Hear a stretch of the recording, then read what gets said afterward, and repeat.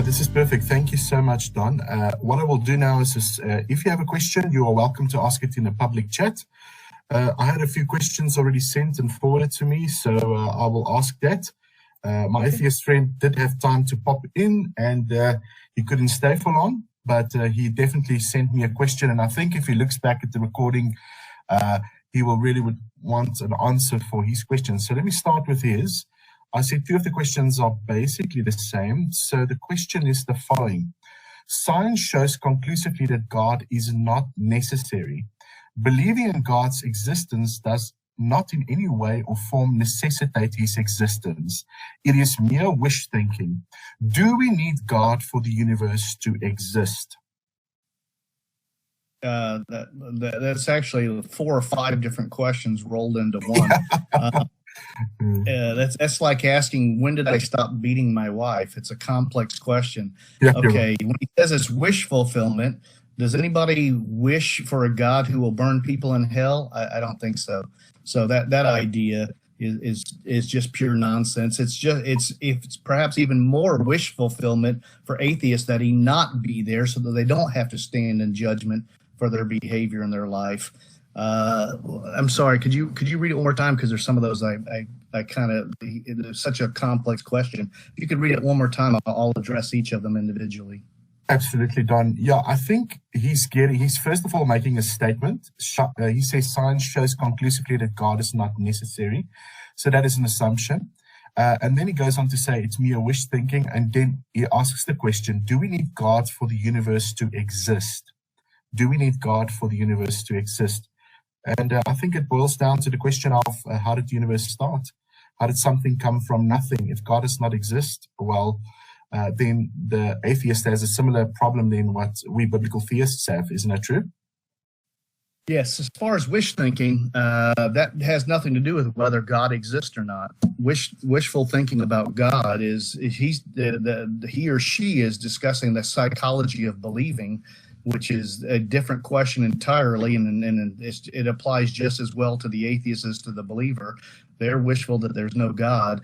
It says science has proved conclusively. I think we spent about 10 minutes discussing how science proves nothing conclusively, and we discussed how the methodological naturalism has nothing to say about God. So that's just pure nonsense and ignorance. And do we need God for the universe to exist? There's actually 2 different arguments for God's existence based on the universe. One's the vertical and horizontal arguments for God's existence. I think you're referring to the horizontal argument, which is like the Kalam cosmological argument, which is everything that begins to exist has the cause. The universe began to exist, therefore the universe has a cause. Since the Big Bang was the beginning of matter, energy, space, and time, therefore prior to the Big Bang there was no matter, energy, space, or time. Therefore, whatever the cause of that was is not made of matter, immaterial, or we would say perhaps spiritual, not made of physical energy, and matter and energy are interchangeable. We know that from Einstein's special theory of relativity, equals mc squared. So those are basically the same thing. So it's not made of matter or energy, spiritual. It's not within time, as a timeless being, and is not part of space. It's not 3-dimensional. Is a infinite being, not a finite being. So what we have is a creator who created a universe that is not physical, that is not temporal, and that is infinite. And I would argue that would be personal, because chose to create the universe, and human. There's only 2 types of non-physical beings that we can conceive of.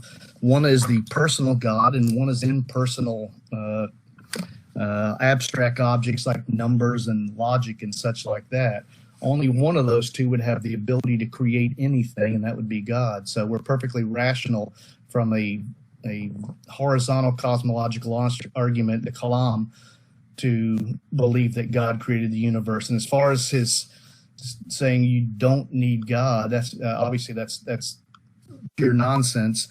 The vertical cosmological argument says that everything that's in existence now is being held in existence by something else.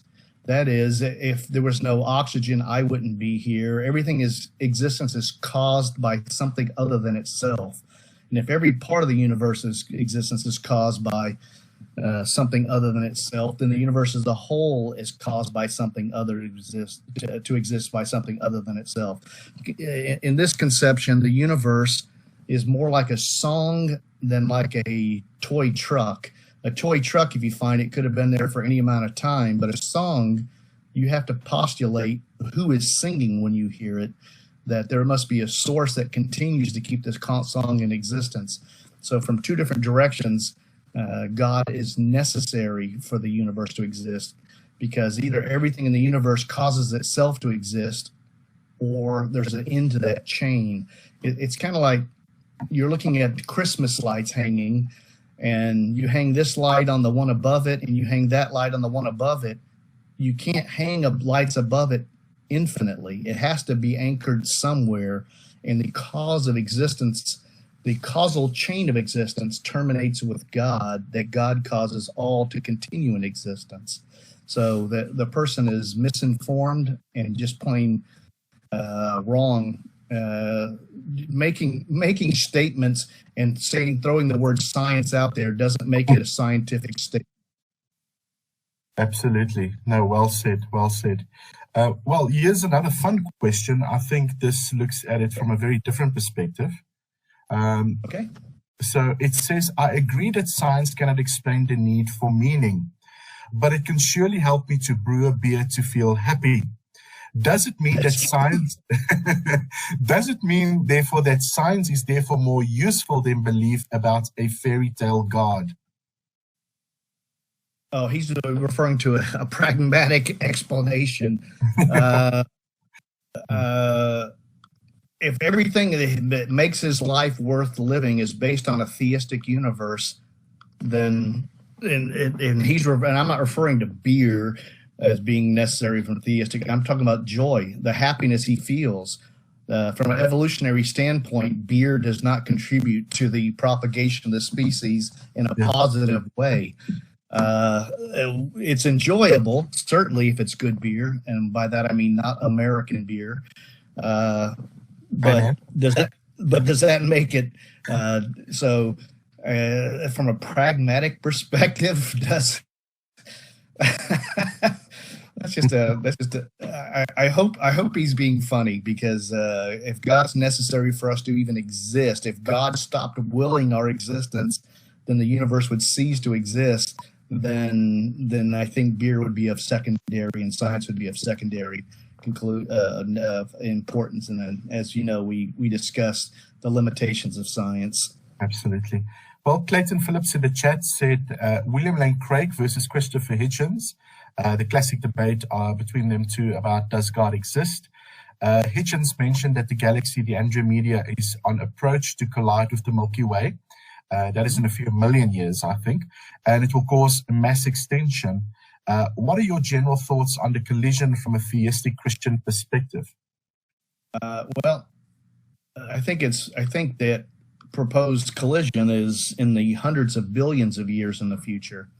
The sun is proposed to go nova in about 4.5 billion years.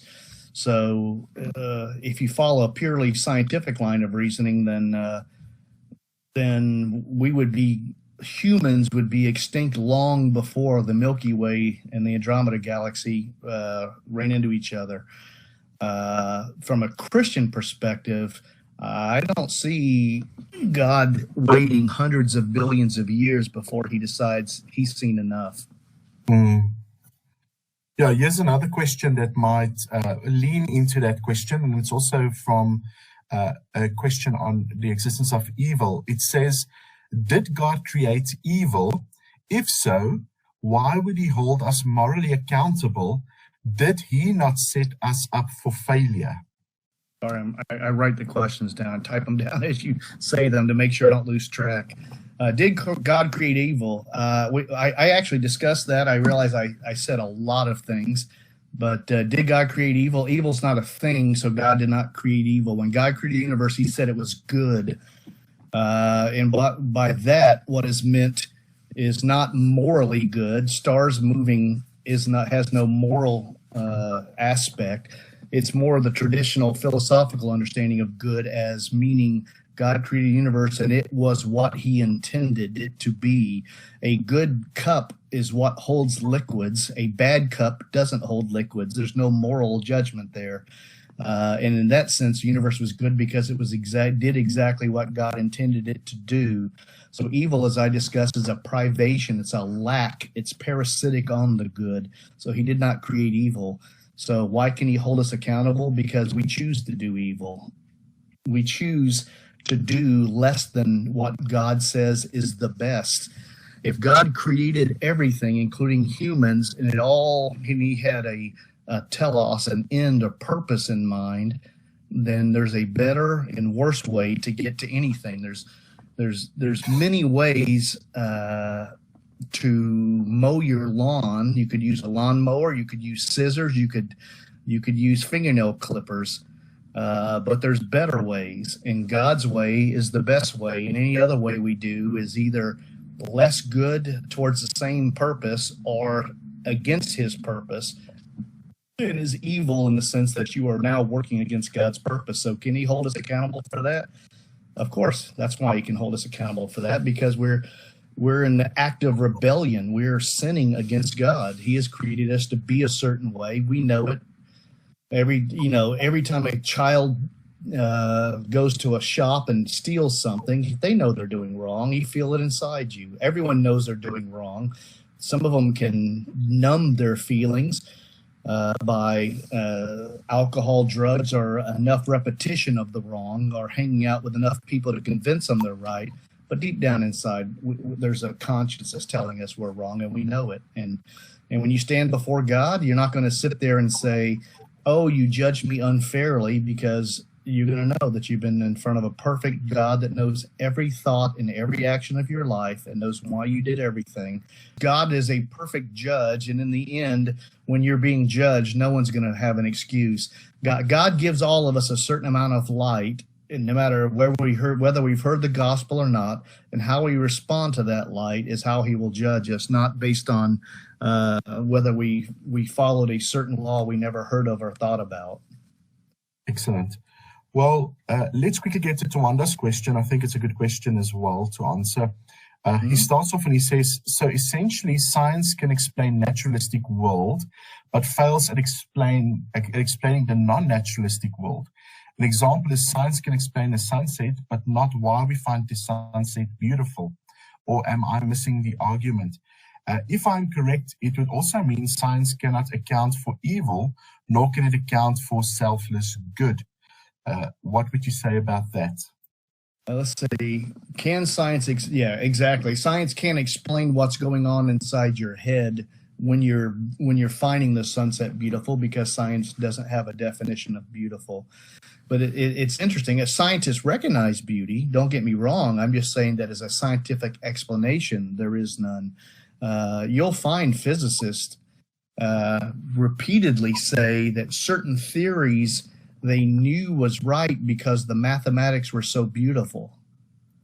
Now, I've never reached the stage of mathematical knowledge where I found a formula beautiful, but those that have tell me it is beautiful, and it's the beauty that leads them to believe they're going the right direction. So scientists believe in beauty, but there's no scientific explanation of what it is other than a psychological reaction. So they're Tawanda's correct. They cannot understand our internal reaction to beauty. And it's, if I'm correct, it would also mean science cannot account for evil. Science, good and evil is based on a moral universe. Science can give you definitions of what different societies hold to be good and evil, but it cannot adjudicate between them. It can't decide who's really right and what's really evil.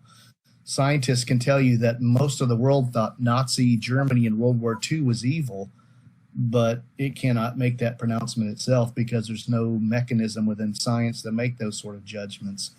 So it cannot account for selfless good, and that's correct, because the theory of evolution says I should try to protect myself. That's built into me, and yet there's some people who sacrifice themselves for others. Then those are not really understandable under a pure theory of evolution. Well, here's a question that can, in actual fact, also just deal with that question. It's a short question, and it says, survival of the fittest is the way people live. Is Darwinian evolution the only game in town? I'm not quite sure the context of the question, so I'm not sure if they're asking from a Christian perspective or for a scientific perspective. There are theories other than Darwinian evolution. Of course, there's intelligent design, there's theistic evolution, there's progressive creationism, there's young and old earth creationism. There's various theories. Survival of the fittest, that's just a truism. It's a tautology. It's like saying he's a unmarried bachelor when you say survival of the fittest. Of course the fittest survive. Well, that's actually, there's no content to that statement. And I'm not making fun of the person asking the question. I'm saying in science in general, they throw that term out there without actually thinking about what they're saying. Survival of the fittest. Well, of course the fittest survive. It's like saying the winner of the race was the fastest. Well, yeah, that's the definition. But to say survival of the fittest is the way people live, I think most people are not motivated by survival of the fittest type mentality. I think most people are motivated by love for their family and desire to have better things for their family. I agree. Last question, and this is actually a very interesting way of asking it. Science can prove that Jesus was probably not dead in the grave, but Christian sentiment proves it as a fact. How scientific is that? Christians are anti-science. I'm not sure if that person's being serious or not, but there was a study done by the Journal of the American Medical Association in which they examined the accounts of the crucifixion, the flogging, etc. And they said from a medical perspective, there's zero doubt that Jesus was dead prior to being put in the grave. So when they say from a scientific perspective, there's 0.0 evidence that Jesus was alive when he was in the grave. And number two, a man who had had spikes driven through his hands and his wrist and his ankle bones and then survived to be declared to be God, rose him with power, is nonsense. It simply wouldn't happen. He would have been an emaciated cripple for the rest of his life. So there is zero evidence to support the atheistic understanding, and there's massive evidence to support the Christian side. And I'll give you just a few things. Number one, the empty tomb. What happened to the body? There's no evidence that a physically damaged Jesus survived the crucifixion, as if the Roman guards who were under punishment of death if they didn't kill people on the death penalty. Number two, when the spear went into Jesus' chest, it released blood and water, which indicated that the serum had already separated. He was dead. Number three, if the Jewish authorities wanted to end the new religion, all they had to do was show people the tomb with the body in it, but they didn't. Number four, they changed lives of the apostles. When Jesus was being arrested, they ran and hid. After the resurrection, they died rather than change their testimony. People will die for what they believe is true, but they will not die for what they know is false. So all the evidence is on the side of Christianity. None of the evidence is on the side of the atheist viewpoint. Excellent. Well, Don, thank you. And once again, appending the word science to a statement doesn't make it scientific. Absolutely. Thank you so much for this discussion. Thank you so much for everybody that stayed and listened through it.